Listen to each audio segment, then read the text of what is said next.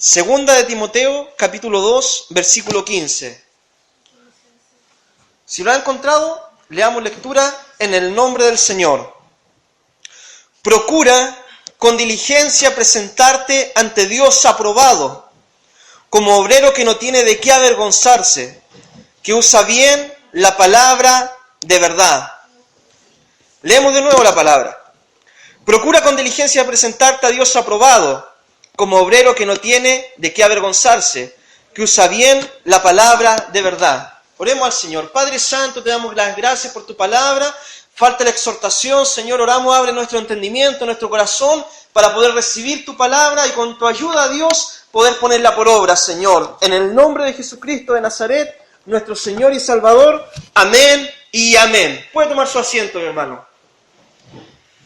Yo en esta mañana le quiero hablar sobre los pasos que nosotros tenemos que dar para que Dios nos use, ya en su viña, en su obra. En estos versículos que acabamos de leer, decía, procura con diligencia presentarte ante Dios como obrero aprobado. Usted sabe que usted es un obrero del Señor, ¿verdad? Amén. Dios a nosotros, hermanos, salió a nuestro encuentro, nos salvó, y no solamente para que nos quedemos en una banca 100 años, después pasemos al cielo 100 años más, por la eternidad ahí sin hacer nada. No, Dios nos salvó a nosotros y Dios nos da un empleo en la obra de Dios. Nosotros pasamos a ser obreros en las manos del Señor, siervos del Señor. Entonces, nosotros para poder ser buenos siervos de Dios, lo primero es ser hombres y mujeres de oración. ¿Ya? Este es el viejo secreto, hermano, hombres y mujeres de oración. Si nosotros queremos ver prosperado nuestra obra, nuestro trabajo, nuestro ministerio, tenemos que orar y buscar mucho del Señor, ¿ya? Los grandes hombres de la historia que han marcado la historia en el cristianismo han sido hombres y mujeres de oración, ¿ya? Por ejemplo, nosotros podemos nombrar a Martín Lutero. Martín Lutero, el gran reformador, la pieza principal en la reforma. Él pasaba 3 horas de oración orando y clamando a Dios cada día. Juan Wesley, el gran avivador de Inglaterra, él oraba todas las mañanas 1 hora y antes de dormir oraba otra hora, ¿ya? Y así yo podría nombrarle otros hombres más como Spurgeon, el príncipe de los predicadores. Él oraba también una enormidad y era tal su predicación que él podía convencer a la gente y Dios tocaba y la gente se cambiaba su forma de vida porque Dios usaba a estos hombres. ¿Por qué? Porque tenían el secreto de Jehová, tenían comunión con Dios. Yo sé de que todos nosotros queremos ser usados por Dios, yo también quiero ser muy usado por Dios. Y este es el secreto que Dios nos da a nosotros, buscar, orar, estar en la presencia de Él. Quizás nosotros no vamos a ver los resultados en 1 semana, en 2 semanas, en 1 mes, pero la oración, como dijo una vez Gigi Ávila, la oración es como que nosotros estamos depositando en el altar del incienso de Dios. Y esa palabra está en Apocalipsis. Y cuando ese altar está lleno, Dios responde esa oración y Dios da bendición a esa oración. Hay otros hombres más, por ejemplo, en la historia que son Charles Finney, que oraba 4 horas al día. Imagínense, yo no sé qué es lo que hacía, no tenía señora, parece. Yo me pongo a orar 4 horas quizá y me arretan en la casa. Pero ellos fueron hombres que pagaron un precio muy alto y Dios los pudo usar de una manera muy tremenda, ¿ya? Muy tremenda en las manos de Dios. ¿Qué es lo que es la oración? La oración es conversar con Dios. Así como nosotros conversamos, la oración es conversar con Dios. Para conversar con Dios uno no necesita tener un discurso especial, ni necesita presentarse de una forma especial, por así decirlo. Es conversar como con tu papá. Así es conversar con Dios. Uno puede orar de rodillas, puede orar sentado, puede orar acostado. Lo importante es la intención del corazón. ¿Cómo está mi corazón delante de Dios? ¿Estoy orando sinceramente? ¿Estoy reconociendo mis pecados, mi falta ante Dios? A Dios lo que más le importa, más que una posición para orar, a Dios lo que más le importa es la sinceridad del corazón. Y orar es conversar con Dios, como le dije, no es necesario un discurso especial. Nosotros, por ejemplo, los cristianos evangélicos no no oramos como los católicos, que los católicos rezan el Ave María 10 veces, 20 veces, y oran el Padre Nuestro 30 veces, y eso creen que eso es oración, y Jesús lo llama en la palabra vanas repeticiones, ¿ya? Otras religiones en el mundo, por ejemplo, los musulmanes también, ellos oran mucho, 5 veces al día, pero 5 veces al día repiten las mismas oraciones. En cambio nosotros los cristianos tenemos un modo diferente de comunicarnos con Dios. Nuestro modo es la conversación con Dios, un diálogo con Dios. La oración fortalece nuestra relación con Dios. Muchas veces nosotros estamos luchando con pecados, con dificultades en nuestra vida, con problemas que tenemos, y la oración va a ser lo que nos va a fortalecer a nosotros para salir adelante en las dificultades de la vida. Por ejemplo, Jesús, antes de ir a la cruz, Jesús oró 3 horas, ¿verdad? 3 horas dice de que oró y fue donde los discípulos y los pilló durmiendo. Y Jesús le dijo, velad y orad para que no caigáis en tentación. El espíritu está dispuesto, pero la carne es débil. Jesús oró de nuevo y así 3 veces, 3 horas oró Jesús. ¿Cuál fue el resultado? Cristo pudo enfrentar la cruz con valor, pudo vencer, fue el redentor de la humanidad. En cambio los discípulos salieron huyendo y Pedro tuvo que después llorar amargamente su cobardía. ¿Me entiende? La oración marcó la diferencia. La oración fue lo que marcó la diferencia ahí. Jesús nos enseñó a nosotros a ser perseverantes en la oración. Ser perseverante en oración. ¿Se acuerda usted la historia de la viuda y que iba cada día a la casa de aquel cobrador de aquel juez injusto que no le quería hacer justicia? Dice de que esta viuda iba insistentemente y golpeaba la puerta y le decía, hazme justicia, hazme justicia. Y el hombre dijo, bueno, a pesar de que yo no temo ni a Dios, ni tengo respeto por hombre alguno, le haré justicia, no sea que viniendo de continuo ella me agote la paciencia. Y Cristo usa esta parábola, esta ilustración, para enseñarnos una verdad espiritual. Él pone en contraste a un hombre que es un juez injusto, lo pone en contraste con Dios, que es el juez justo. Amén. Él pone en contraste la persistencia de esta viuda con la persistencia que tenemos que tener nosotros en la oración, en buscar de Dios cada día. Él pone en contraste la respuesta de este juez injusto, no sea que viniendo de continuo me agote la paciencia. En cambio nosotros podemos ir a Dios cada día sin tener temor de que Dios nos rechace o que se le agote su paciencia. ¿Dios va a responder? Claro que sí, Dios responde la oración. Cuando es su tiempo, cuando es su voluntad, Dios va a responder la oración. Eso téngalo por seguro, hermano, por sentado. Dios va a responder la oración. Él ha prometido responder el clamor de sus hijos. Pero Él lo ha prometido responder en su tiempo y en su voluntad y conforme a lo que Él ha predestinado, conforme a lo que Él tiene pensado. ¿Ya? Hay un versículo que aparece en la palabra que dice, Dios tiene planes de bien para ti y no de mal. Planes de bien y no de mal. Y dice de que si nosotros le pedimos a Dios, Dios puede responder esa oración mucho más abundantemente de lo que nosotros entendemos, nos imaginamos. A pesar de que muchas veces nosotros no entendamos bien cuál sea la voluntad de Dios, pero Dios responde esa oración siempre para beneficio de nuestra vida. Porque a los que son llamados hijos de Dios, a los que son escogidos hijos de Dios, todas las cosas le van a suceder para bien. El otro secreto para poder ser bien usados por Dios, para poder ser como obreros aprobados, para poder presentarnos diligentemente ante Dios, como obreros que no se tienen de qué avergonzar, es ser hombres y mujeres que estudian la Biblia. Hombres y mujeres que estudian la Biblia. La palabra de Dios, hermano, este libro tan maravilloso. ¿Cuántos libros posee la Biblia? ¿Saben? 66 libros. ¿Cuántos libros tiene el Antiguo Testamento? 37. 39, sí. Y el Nuevo, 27. ¿Cierto? Este libro tan maravilloso, hermano, nos enseña las verdades de Dios, lo que la palabra de Dios, lo que Dios quiere para sus hijos. Y nosotros debemos amar este libro, hermano, debemos amar este libro y pasar tiempo con este libro. Orando, leyendo la palabra y poniéndola en práctica. Este libro, hermano, va a ser el secreto de tu vida en tu ministerio. Este libro te va a ayudar a crecer espiritualmente, a desarrollarte, a conocer este Dios que creó el cielo, la tierra, todo. Este libro va a ser el que te va a ayudar. ¿Ya? Hay escritores cristianos que escriben cosas muy buenas, claro que sí, pero esa palabra no es inspirada. Esta palabra sí que es inspirada, ¿ya? Esta palabra no tiene errores, no se equivoca. Esta palabra es el fundamento de la iglesia y de la vida de cada cristiano. Entonces la Biblia nos va a enseñar la voluntad de Dios. La Biblia nos da consejos para nuestra vida y para nuestro ministerio, ¿ya?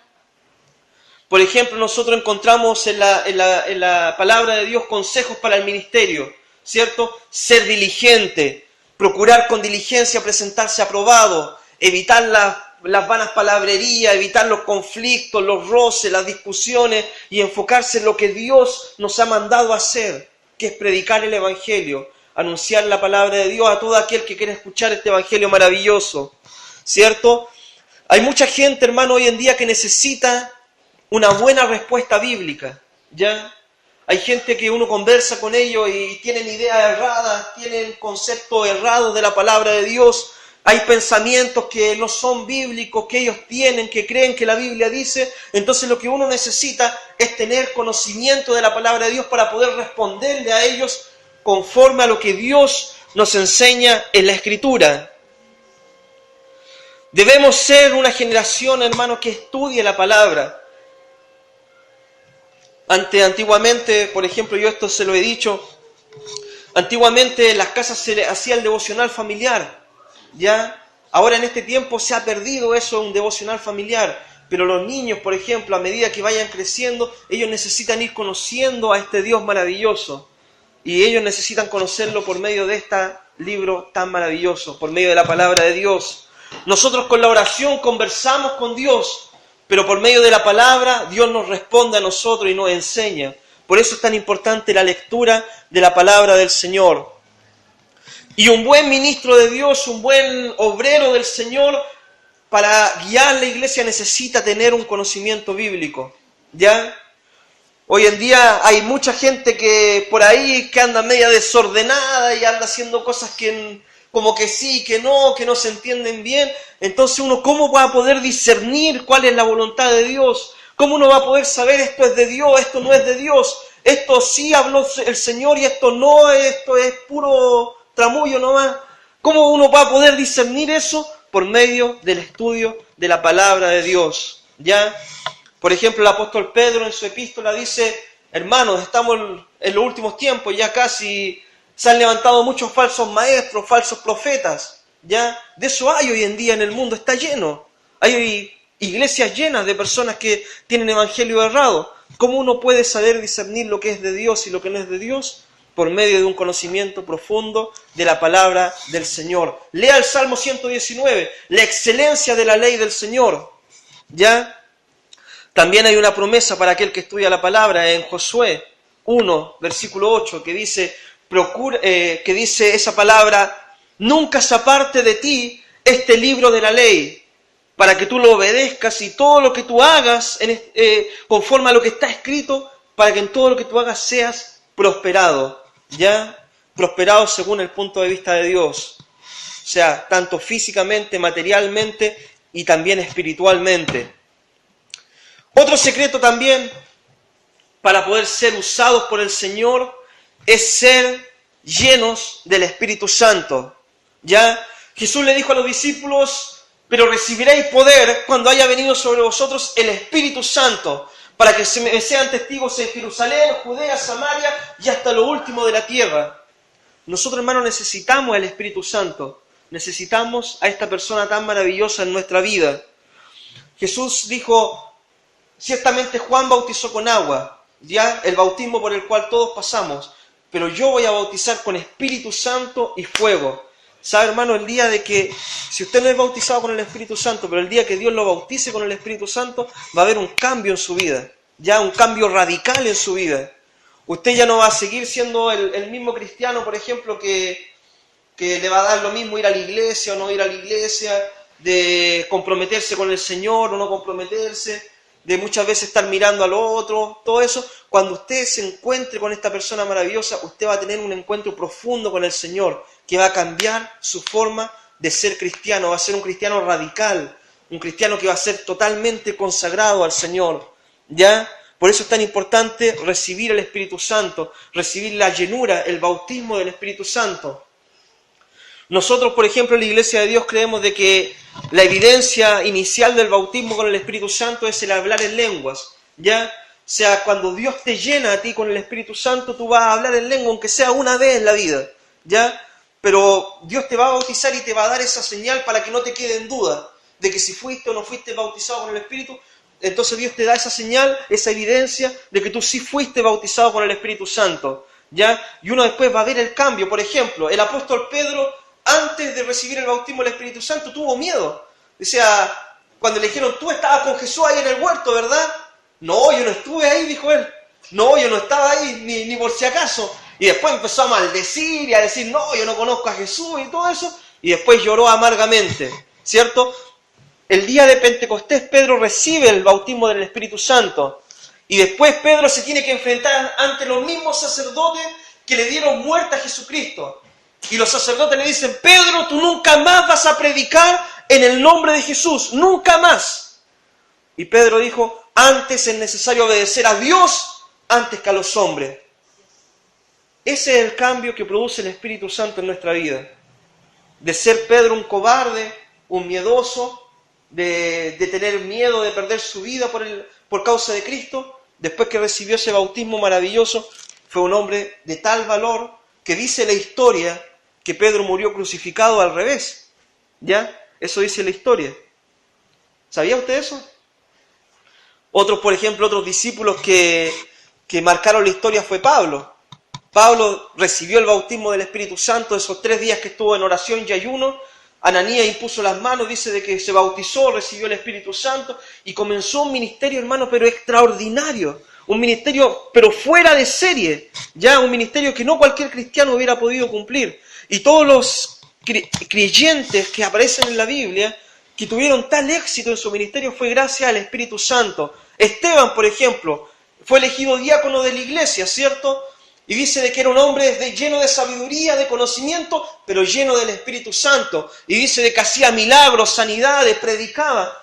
Y cuando a la hora de enfrentar el martirio, él dijo, Señor, perdónalo, porque no saben lo que hace. Semejante su oración a la que hizo Cristo en la cruz. ¿Se da cuenta? Eso lo produce el Espíritu Santo. Hubiera sido cualquiera que no tiene el Espíritu Santo y dice, Señor, véngame de mi enemigo, ¿no? Pero él dijo, Señor, perdónalos, porque no saben lo que hacen. Y dice la palabra que durmió, ¿cierto? Porque un día nuestro cuerpo va a despertar con el Señor, ¿verdad? Entonces eso lo produce solamente el Espíritu Santo. Un hombre lleno del Espíritu Santo que se somete al Espíritu Santo puede lograr muchas cosas, hermano. Muchas cosas para la gloria y para la honra de nuestro Señor. Por eso es tan importante la llenura del Espíritu Santo. Si usted no la tiene, ya, pídale al Señor. Hay un versículo que aparece en Lucas, no recuerdo en qué pasaje, pero el versículo dice, si vosotros siendo malos le piden a vuestro Padre que le dé cosa buena y vuestro Padre le responde, ¿cuánto más nos dará a vosotros el Espíritu Santo? ¿Cierto? En Mateo, por ejemplo, uno dice la palabra, le dará cosas buenas, pero acá dice el Espíritu Santo. ¿Sabes por qué? Porque el mejor regalo que Dios nos puede dar a nosotros es el Espíritu Santo. El Espíritu Santo, por ejemplo, a los muchachos que son jóvenes, si usted tiene el Espíritu Santo, el Espíritu le va a dar sabiduría para poder elegirse una buena esposa el día de mañana, ¿cierto? El Espíritu Santo le va a dar sabiduría para poder estudiar una buena profesión el día de mañana. El Espíritu Santo a nosotros nos va a dar sabiduría para poder guiar la iglesia, para poder hacer la obra de Dios. Por eso es tan importante la persona del Espíritu Santo. Otra cosa para ya ir concluyendo es, si queremos ser usados por nuestro Señor, tenemos que tener el carácter de Jesucristo, ¿ya? Ser humildes. Hoy en día se habla mucho de no te dejes pisotear, no te dejes basurear, hazte notar. no dejes que te pasen a llevar cualquiera, ¿cierto? Esas son las reglas que pone el mundo. Pero las reglas que nos pone Dios es ser sencillo como paloma, astuto como serpiente, ¿verdad o no? O sea, es verdad de que nosotros, por ejemplo, no porque ser cristianos nos van a poder basurear en un trabajo, nos van a poder pasar a llevar, o nos van a poder llegar y ofender. Nosotros somos personas y tenemos una dignidad. Pero ante todo nosotros tenemos que recordar que somos cristianos y que si nos ofenden por causa del Evangelio, tenemos que poner también la otra mejilla, ¿ya? Nosotros tenemos que ser humildes como Cristo. Ser humilde no significa no decir las cosas ni ser tímido. Ser humilde significa saber que en nosotros no hay poder para vivir una vida sobrenatural que es la que Dios nos pide y necesitamos depender de Jesús para vivir esa vida. Depender de Él en humildad. Por ejemplo, Cristo dice en las bienaventuranzas, bienaventurados los pobres en espíritu. ¿Qué significa ser pobre en espíritu? Una persona humilde que reconoce su profunda necesidad, su pobreza espiritual y que necesita de Dios para que Dios le supla en su necesidad, ¿ya? Otra característica es ser sencillo. Cristo dijo, sed manso, humilde y sencillo como yo, ¿ya? Entonces nosotros debemos ser sencillos. Por ejemplo, hay personas que cambian con el Evangelio, pero no cambian para bien, ¿ya? Por ejemplo, se ponen más orgullosos, más arrogantes.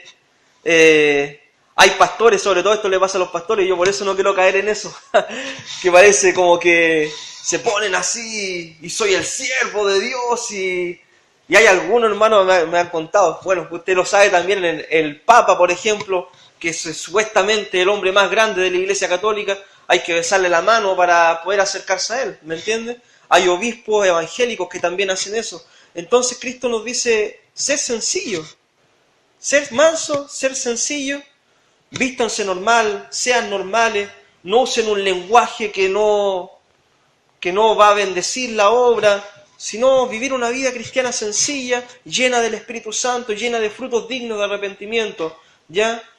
Esa es la vida que Cristo nos pide a nosotros y con esa vida como obreros de Dios vamos a poder impactar el mundo. Dice la palabra en el libro de los Hechos de que los discípulos comían y partían el pan con alegría y sencillez de corazón. Y Dios añadía cada día a la iglesia a aquellos que iban a ser salvos. ¿Quién va a querer juntarse con gente arrogante, hermano? Con gente pesada, antipática, con gente que se cree superior a los otros. Nadie, ¿verdad? En cambio los discípulos atraían las multitudes porque ellos tenían esas características. Y para finalizar, sentir amor por las almas. Otra característica del carácter de Cristo. Nosotros tenemos que sentir amor por las almas. El mundo está perdido, el mundo necesita escuchar este evangelio, nuestra familia, amigos necesitan escuchar este evangelio, darles la oportunidad para que ellos tomen una decisión por Jesucristo. ¿Ya? Presentarle el evangelio cuando se dé la oportunidad, quizás buscar la oportunidad también para que ellos conozcan a este Dios maravilloso. En resumen, para ser obreros buenos, para ser buenos siervos de Dios, para que Dios nos use, primero debemos ser hombres y mujeres de oración. Segundo, debemos ser hombres y mujeres que estudien la palabra. Tercero, debemos buscar ser llenos del Espíritu Santo, ¿ya? Y cuarto, para finalizar, tener carácter, no el carácter nuestro, que es un carácter malo muchas veces, que muchas veces en vez de edificar destruye, sino tener el carácter de Jesucristo. Con ese carácter usted va a poder lograr grandes cosas para el Señor, ¿ya? Así que esta es la predicación, mi hermano, que Dios les bendiga, lo animo a que usted ore, lea la Biblia, se busque la llenura del Espíritu y que Dios vaya trabajando en nuestro carácter y nos vaya moldeando día tras día. Que el Señor le bendiga. Dejo en este lugar a mi hermano Bernardino